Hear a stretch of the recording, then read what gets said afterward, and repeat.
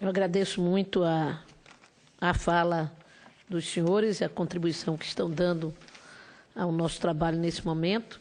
Algumas das questões que pretendia perguntar já foram, inclusive, abordadas, mas eu quero repeti-las para que nós possamos dar a oportunidade àqueles que nos assistem também de compreender sinteticamente essa questão. Há nessa discussão colocada, tanto pelo senhor Antônio Teixeira quanto o doutor Orlando, e antes de falar sobre isso, quero registrar a presença, já que o doutor Antônio Teixeira representa aqui o IPEA, do doutor André Bogiquian Calistri, que é diretor do IPEA e que acompanha o seu depoimento aqui. Espero que sem nenhum tipo de observação maior à sua fala. Brincando. Mas tudo que foi dito aqui, ela nos remete à realidade objetiva, senador Theomário. Né? Eu que na Bahia temos tido a oportunidade de debater muito essa questão. Quando se trata da discussão da violência, duas teses começam a entrar em conflito. Alguns segmentos, como o doutor Antônio, levanta o veso do racismo como fomentador dessa violência. E, na opinião pública normal, digamos assim, a mídia revela ou trata da violência tendo o tráfico de drogas como grande inspirador da violência. Não há discussão sobre a política de drogas, é o tráfico de drogas. E o que é que nós estamos assistindo? É que os governos aderem a esta tese, porque diante do quadro de, digamos assim, de quase impotência na abordagem de uma política de segurança para o país e para os estados regionais, fica mais didático ou fácil, entre aspas, assumir a tese de que o tráfico de drogas é o grande responsável pela violência. Porque aí se justifica rapidamente também a ação do Estado, a violência do Estado. Nós estamos debatendo ações que muitas vezes ocorrem, como aqui nós já destacamos, violências de confronto entre jovens e jovens, caracterizado como violência entre gangues, mas também violência entre troca de tiros entre jovens da comunidade com jovens que são policiais, também negros e pobres em geral, né? Aliás, muitos policiais moram nos mesmos bairros que os jovens que estão sendo assassinados morrem. Também morre muito policial no Brasil, que é uma outra conclusão dessa discussão que nós estamos, né? E jovens, todos eles, e negros. Nós, na Bahia, recentemente, eu fui candidata e nós fazíamos um programa em que mostrava a mãe de um policial tensa com a possibilidade do seu filho jovem negro e policial não voltar para casa e a mãe de um jovem dentro de um bairro periférico ou de um bairro popular com o mesmo tipo de comportamento. Então, uma pergunta que eu iria fazer para o doutor Zacconi, ele já adiantou, que era: não raro os órgãos de segurança pública fazem uso de força letal contra jovens em suas ações de policiamento. Contudo, justificam os homicídios praticados com base nos chamados autos de resistência, sem que haja devida investigação do ocorrido pelos órgãos de persecução penal. Diante desse quadro, a polícia tem tomado providências para dar maior transparência às apurações e evitar esse tipo de conduta? Sua fala já respondeu, mas pode voltar a falar. Vou lhe fazer uma outra pergunta também, para que possa responder junto. Diversos especialistas identificaram a necessidade da desmilitarização da Polícia Militar, aqui na CPI do assassinato de jovens. Como esse tema é debatido na polícia? Né? Em Salvador, ontem aconteceu um fato muito grave, que foi num confronto de uma ação policial. Um jornalista jovem negro foi, que fotografava como essa moça aqui nos fotografa nesse momento, foi agredido, né, pela polícia.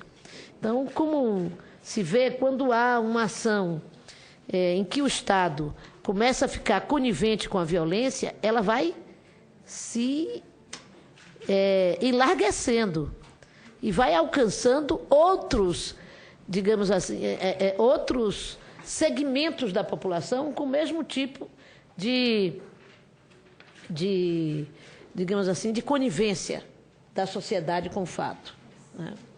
Essa situação em que morreu e era traficante, eu acho que só se iguala a situação de violência que nós também assistimos, que em caso, eu pelo menos,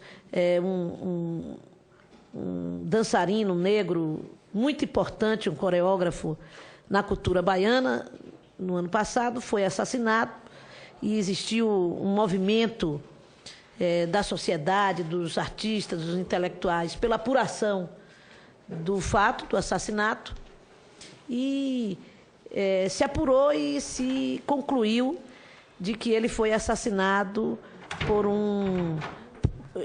porque era homossexual. Então, isso encerrou o debate na sociedade, na ação policial. Não se sabe se foi preso, porque não importa, a partir do momento em que se conclui, de um lado, que o morto era homossexual e, de outra parte, que o morto era traficante, não há mais o que se discutir a respeito daquela morte. Está dadas as causas e encerrado o inquérito, ou encerrado a investigação policial, ou mesmo a punição dos responsáveis. Eu quero saudar o senador Lindbergh, que por motivo de força maior não pôde chegar mais cedo, e dizer que nós já tivemos a fala dos nossos convidados e agora estamos colocando perguntas. Então, eu faço essas perguntas ao doutor Zacconi, e, ao mesmo tempo, também gostaria de fazer uma pergunta ao senhor Antônio Teixeira. Diversos especialistas defendem uma política nacional de redução de homicídios. Gostaria de saber sua opinião sobre a viabilidade desta política e como implementá-la, pensando em termos de policiais, sistema judiciário e Ministério Público. São essas três perguntas. E se o senador Telmário tiver alguma pergunta, alguma questão a fazer, eu passo-lhe a palavra. Ele vai responder a sua pergunta, fica melhor. Podemos passar a ele e, enquanto isso, o senador Lindbergh também vai pensando. Já organiza isso. Eu fiz a pergunta sobre os autos de infração, que, aliás, é a tese central do trabalho que ele apresentou.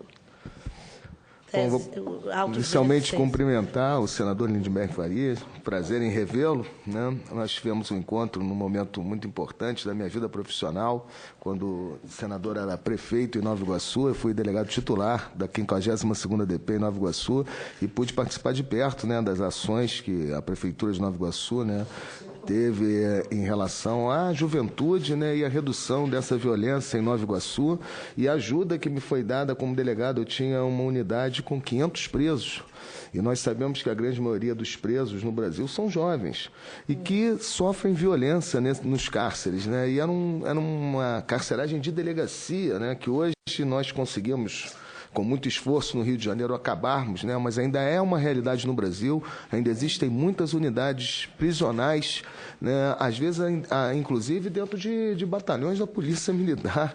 Então, é uma realidade que a gente teve que unir forças, né? E conseguimos muitas vitórias, né? O voto do preso, provisório, né? Coisas muito importantes. Isso, então agradeço, né? Aproveito para cumprimentá-lo e agradecer aquele momento que estivemos juntos lá. Bom, as questões que a senadora colocou, o auto de resistência depende muito do Estado, da federação, né? Porque a forma como cada Estado se relaciona, né, com os procedimentos do auto de resistência são distintos. Né? No Rio de Janeiro, por exemplo, eu posso dizer que os autos de resistência não são vistos pelo poder público como homicídio. Por que não? Nós temos uma delegacia de homicídio na capital, né, onde ela tem atribuição para receber todas as notificações, todos os registros de homicídio na capital do Rio de Janeiro, menos os autos de resistência. Os autos de resistência não vão para a DH. Elas são de responsabilidade das unidades, das circunscrições onde o auto de resistência ocorre. Isso já demonstra um tratamento diferenciado que o poder público dá para esse crime como algo diferente do homicídio, porque como pode um auto de resistência, que seria uma investigação de um homicídio, porque o policial matou alguém, né, não ser encaminhado à delegacia de homicídios? Então, acho que, de uma certa forma, a política que eu vejo contemplada, não só dentro do âmbito da Polícia Judiciária, mas também, né, no relacionamento que os próprios promotores, conforme foi a minha pesquisa, têm, é um olhar diferenciado. É um olhar que parte de uma presunção de que essa violência, quando ela é realizada naquele espaço das favelas, quando ela é dirigida àquelas pessoas que são consideradas matáveis, desprovidas de proteção jurídica, que isso tudo não requer sequer investigação. Esses autos de resistência, eles são arquivados sem investigação, porque a única coisa que se busca, né, para a conclusão do auto de resistência é a identificação de quem morreu e aonde morreu. Identificado que quem morreu é um traficante, que ele morreu dentro de uma favela, isso é suficiente para o arquivamento do auto de resistência, foi esse o objeto da minha pesquisa. Então, existe um certo descaso. E existem uma série de outros problemas que eu pude observar de decisões contraditórias do poder público em relação aos autos de resistência, porque muitas das vezes, na mesma situação em que a polícia mata alguém, uma outra pessoa é presa, num contexto fático, a polícia mata uma pessoa e outra é presa. Esses processos são desvinculados e existe a decisão do arquivamento do auto de resistência, existe uma decisão absolvendo o autor que foi preso, né? Eu tive um auto de resistência no trabalho que eu pesquisei, que uma das vítimas ressuscita no hospital. Porque o que acontece no auto de resistência? O morto, ele é levado para o hospital porque o local é desfeito, o local não tem perícia, né? Mas, às vezes, dá o azar, né, do morto. O azar que eu estou falando é um azar para essa investigação. O morto ressuscita no hospital. E aí, o morto ressuscitou no hospital, ele foi preso, porque ele não está morto, ele tem que ser preso. Ele vai ser processado por tráfico de drogas. E, ao mesmo tempo, nós temos um outro inquérito do auto de resistência do comparsa que morreu. No processo de tráfico de drogas, o advogado prova que ele não era traficante, que ele era usuário. E que ele estava, no momento, no local de venda de drogas, comprando. E que ele foi levado, junto com o traficante que morreu, para um local ermo, conseguiram testemunhas que disseram que eles foram para lá, o traficante toma um tiro na cara, ele toma um tiro no peito, ele não morre, ele é absolvido pelo Estado, o Estado considera ele usuário, né? E o auto de resistência é arquivado. Quer dizer, o Estado diz que houve resistência em relação ao que morreu e aquele que sobreviveu, né, ele não estava numa ação de resistência. Quer dizer, é inocente. Então, tem toda uma falta, digamos assim, de procedimento, né, para que esses autos de resistência sejam organizados de uma forma, digamos assim, racional. Né? Não existe racionalidade. As decisões são todas feitas na base emocional da identificação do morto como inimigo, né, dessas vidas matáveis. Então, acho que a gente deveria avançar um pouco no debate acerca de como será o fim desse auto de resistência, porque não adianta só mudar o nome, dizer assim, olha, a partir de agora não chama auto de resistência, agora chama homicídio. Mas se eles continuarem tendo a mesma forma de tratamento, né, então acho que deveria ser observada uma certa padronização, né, mas também vamos cair no problema dos homicídios, né, porque os homicídios também tem pouca investigação no Brasil. Dizem que menos de 8% dos homicídios conseguem chegar à autoria. Então, é um problema de investigação de homicídio também, né? Mas eu acho que a rúbrica auto de resistência realmente é terrível, né? Porque ela parte de um pressuposto de que aquele crime é um crime diferente de homicídio, que tem que ter uma investigação especial, porque quem realizou a ação foi um policial. Isso começa na ditadura militar.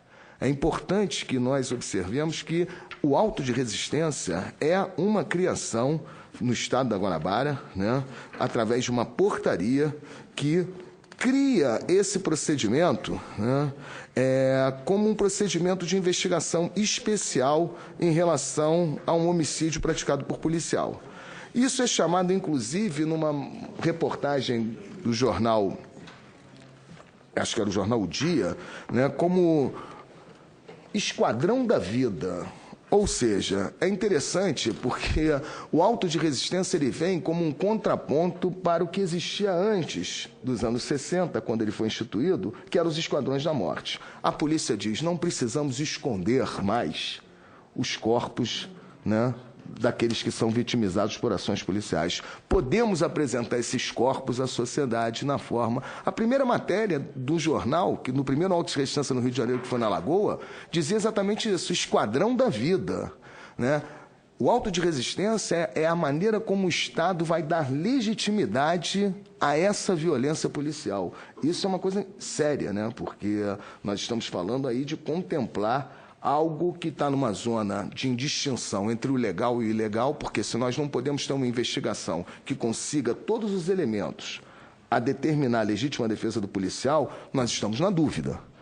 Mas, na dúvida, o Estado está dizendo que a morte praticada por uma ação policial é legítima se ela ocorre dentro da favela, se ela ocorre em relação a alguém que é identificado como traficante. Então, nós estamos aí com uma política de extermínio. É uma política que produz legitimidade para a morte de determinadas categorias no nosso ambiente social. Em relação à questão da militarização da segurança pública, eu tenho hoje algumas dúvidas em relação ao discurso que se coloca a limitar o fim da militarização da segurança pública ao fim da polícia militar. Por quê? Porque eu tenho observado que pessoas defendem o fim da polícia militar e são a favor da intervenção das Forças Armadas na segurança pública. Isso, para mim, é um grande paradoxo, porque a polícia militar é uma força auxiliar.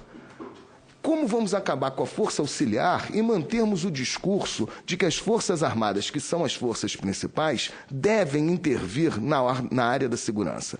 Acho que esse paradoxo vai ter que ser vencido. Acho que a desmilitarização da segurança pública passa, sim, pelo fim da polícia militar, mas também pela restrição, né, de que as Forças Armadas possam operar na segurança interna.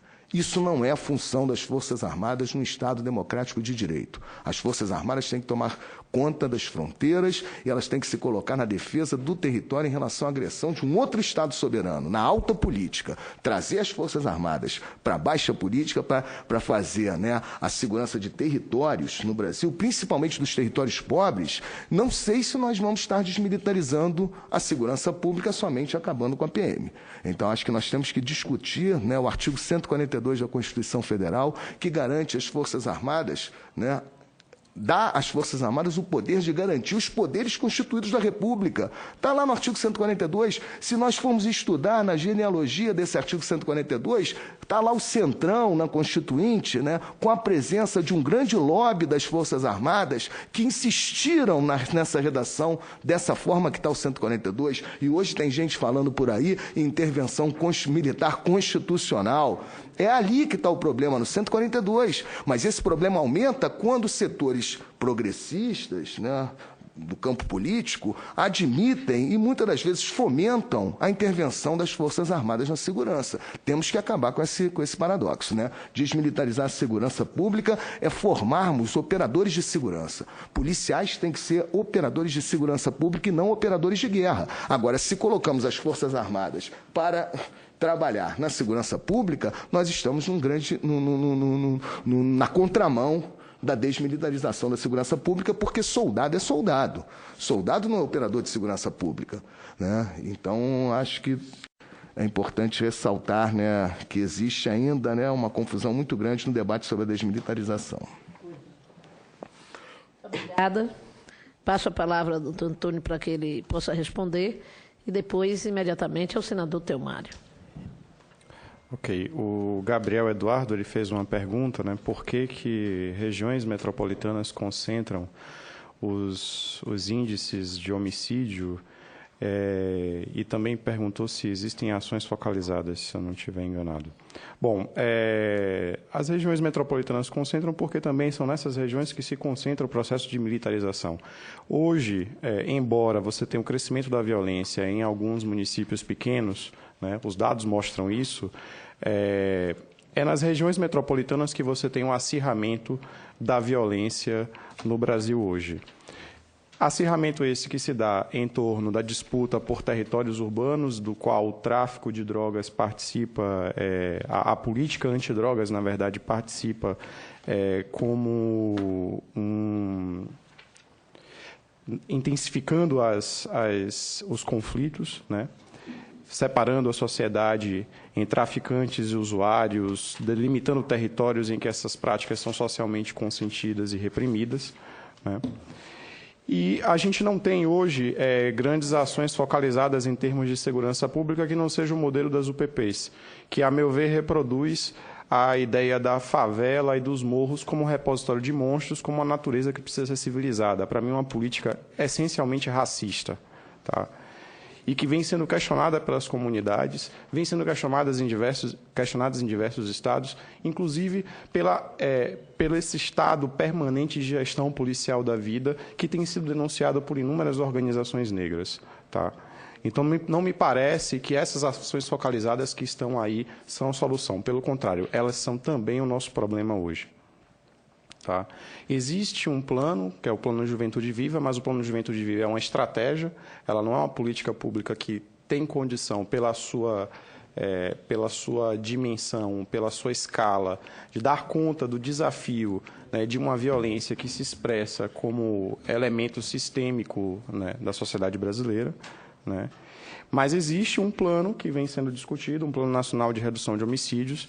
Eu não tenho uma fórmula pronta para pensar que política nacional seria essa. Mas eu posso dizer com muita segurança o que é que essa política nacional precisa evitar para poder, pelo menos, dar certo, poder dar certo. Primeira coisa, concordando plenamente com o professor Orlando, uma revisão da política antidrogas. Os dados de encarceramento mostram que, primeiro, você encarcera os tipos de crimes que mais encarceram no Brasil são os crimes contra a propriedade, em primeiro lugar, e os crimes relacionados ao tráfico de drogas, em segundo lugar. Então, você tem uma política de superencarceramento que, lembremos, é geradora de mortes políticas e sociais permanentes. Quem é encarcerado no Brasil também morre, mesmo que permaneça vivo. Isso marca a vida de milhares de homens e mulheres negras e a gente precisa incluir essas mortes sociais e políticas no nosso cálculo de mortes no Brasil. Tá? E a política de encarceramento é uma outra política racista no Brasil. Tá? Há uma espécie de adesão, inclusive, com alguns setores de esquerda que se posicionam criticamente com relação à violência, à militarização da questão urbana, mesmo que de forma excepcional, que para mim também me parece um paradoxo, né?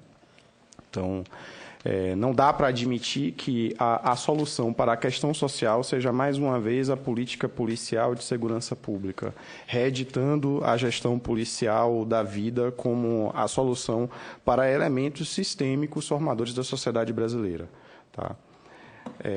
É preciso encarar também que, para uma política nacional de redução de homicídios ela dê certo, ela precisa se comprometer com a redução da taxa de homicídios para a população negra. É vergonhoso que o Estado brasileiro elabore uma política nacional de redução de homicídios sem falar na questão racial, porque ela está gritando todos os dias, né? E eu tenho participado de algumas discussões e eu tenho ouvido alguns silêncios, e isso, inclusive, é um dos motivos pelos quais toda essa apresentação foi calcinada na relação entre violência e racismo no Brasil. Isso precisa aparecer, tá? A gente precisa também dar um fim nesse consentimento público né, do qual o professor muito bem falou, expresso nesses autos de resistência, que é uma pena de morte socialmente consentida e politicamente instituída no Brasil, né? O auto de resistência é, institucionalmente, hoje, a pena de morte consentida. Ela permite que só o aparato policial fale a respeito da violência que pratica, né? Ela permite que essa morte seja, enfim, se estabeleça como uma naturalização da violência no Brasil, né? Morreu porque era traficante. Não precisa de justificativa mais, é isso aí. Morreu porque era negro. Morreu porque era um suspeito em potencial. Tem pesquisas qualitativas que mostram, inclusive, que o aparato policial tende a abordar prioritariamente os negros se comparados aos brancos. Como a gente não tem dados gerais para explicar, para ilustrar como a abordagem policial também é reprodutora de racismo, a gente se vale de algumas pesquisas qualitativas. Um grupo da Federal de São Carlos fez uma pesquisa sobre abordagem policial, entrevistou inúmeros policiais, enfim, se debruçou sobre inquéritos, e ele traz alguns dados muito interessantes. Então, só para citar, esse grupo de estudos sobre violência e administração de conflitos analisou a abordagem policial no estado de São Paulo entre os anos de 2009 e 2011, eles apontaram o seguinte, só para a gente tentar, né, compreender de que forma também o racismo se expressa nas práticas cotidianas dessas instituições. 61% das vítimas, né, das mortes provocadas por policiais no estado de São Paulo eram negras e jovens entre 15 e 29 anos de idade. Os policiais autores das mortes eram majoritariamente brancos, né, eu até fiquei surpreso com esse dado, 79%. E dos inquéritos instaurados, nada menos que 94% foram concluídos sem nenhum indiciamento. Mais uma demonstração de consentimento social e político com a morte, né? Entre os argumentos inscritos nos inquéritos feitos por esse grupo de pesquisa, 73% consideravam não haver homicídio cometido por policiais. O mesmo estudo apontava que era sobre a população negra, né, que recaía a maior vigilância policial, em consonância, né, com aquilo que eu havia dito antes, a associação do corpo negro à criminalidade, ao sujeito desviante, enfim, ao suspeito. Outras pesquisas de natureza também qualitativa foram feitas com abordagem policial em Recife e reafirmam aquilo que outras pesquisas qualitativas têm apontado. O sujeito negro é o corpo preferencial no processo de abordagem da polícia, mesmo quando existe um branco e um negro considerado suspeito pelo aparato policial. Eu posso passar depois para a CPI todos esses estudos que eu acho que ajudam a qualificar um pouco mais o debate, para além dos grandes números. Enfim, sem atacar essas grandes questões, a meu ver, não há nenhuma possibilidade de uma política nacional de redução de homicídios dar certo. Eu não consigo dizer o que é que precisamos fazer, mas eu sei o que é que a gente não deve continuar repetindo. Isso eu acho que está bem nítido, né? Enfim, é isso.